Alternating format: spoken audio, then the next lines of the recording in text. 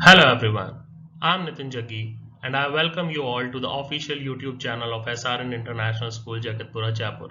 Today I am going to teach you the topic land, soil, water, natural vegetation and wildlife of class 8 social studies. So let's start our today's topic. Our topic 1 is land. So land is among the most important natural resources, as you all know. It covers only about 30% of the total area of the Earth's surface, and all parts of this small percentage are not habitable. The rugged topography and the steep slopes of the mountains and low-lying areas susceptible to waterlogging. Desert areas, thick forested areas are normally sparsely populated or uninhabited. So there are different land uses: forest, mining, agriculture, building houses, industries, and making of roads. Changes in land use over time. People and their demands are ever growing, but the availability of the water is limited. People started encroaching the common lands to build up the commercial areas, housing complexes in the urban areas, and to expand the agricultural land in the rural areas. Land degradation, landslides, soil erosion, desertification are the major threats to the environment because of the expansion of the agriculture and construction activities. Our next topic is soil. The topsoil with humus and the vegetation. So this is the topmost soil. After the topsoil, we are having subsoil.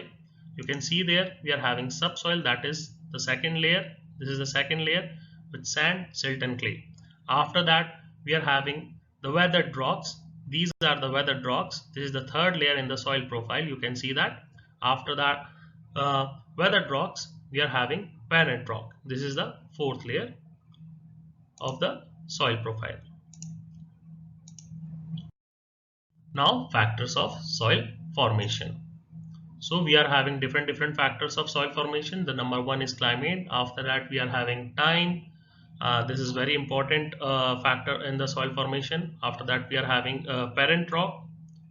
Because the parent rock is the main factor, because the soil depends mainly on the parent rock. After that, we are having the relief, that is what kind of area it is. After that, we are having flora and fauna and other microorganisms. So these are the factors of soil formation.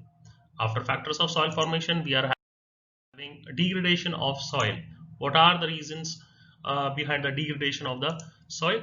So soil erosion and depletions are the major threats to the soil as a resource. You can see that in the picture also. Okay, so both humans and natural factors can lead to the degradation of soils.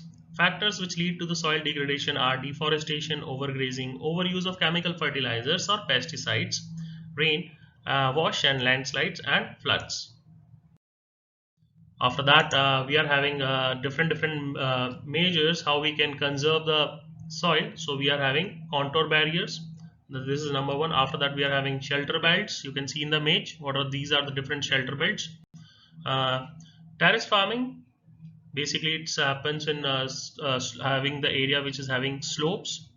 Contour plugging, and after that we are having rock dams. uh, from this we can conserve the soil. Now the next is water, and water is a very vital renewable resource. 3/4 of the earth's surface is covered with water. It is therefore called the water planet. It was in the primitive oceans that the life began almost 3.5 billion years ago. Fresh water accounts for only about 2.7%, and after that, nearly 70% of this occurs as ice sheets and glaciers in Antarctica, Greenland, and mountain regions. Only 1% of the fresh water is available and fit for the human use. It is found as groundwater, as surface water in rivers and lakes, and it is as water vapors in the atmosphere. Now, conservation of water resources. Access to clean and adequate water sources is a major problem facing by the world today. Discharge of untreated or partially treated sewage, agricultural chemicals, and industrial effluents in water bodies are major contaminants. Most of these chemicals, being non-biodegradable, reach human bodies through water. Water is used for irrigating fields. The canal should be properly lined to minimize losses by water seepage. Sprinklers effectively irrigate the area by checking water losses through seepage and evaporation. Natural vegetation and wildlife is our next topic. So you can see these different kinds of animals which are available in different areas. So now natural vegetation and wildlife exist only in the narrow zone of contact between the lithosphere, hydrosphere, and the atmosphere that we call biosphere. So in the biosphere, living beings are interrelated and interdependent on each other for survival. This life support system is known as ecosystem. Vegetation and wildlife are valuable resources. There are innumerable uses of plants. Wildlife includes animals, birds, insects, as well as aquatic life forms. They provide us milk, meat, hides, and wool. Insects like bees provide us honey, help in pollination of flowers, and have an important role to play as decomposers in the ecosystem. Conservation of natural vegetation and wildlife. How you can conserve your natural vegetation and wildlife? Changes of climate and human interference can cause the loss of natural habitats for the plants and animals. Many species have become vulnerable or endangered, and some are on the verge of extinction.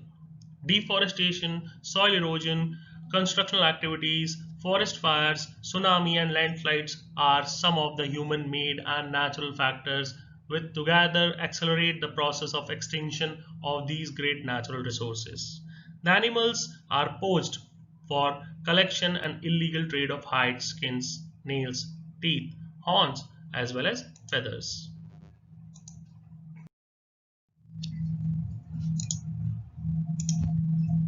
This is the end of the video. Thanks for watching. Please like, share, and subscribe our channel. Thank you so much.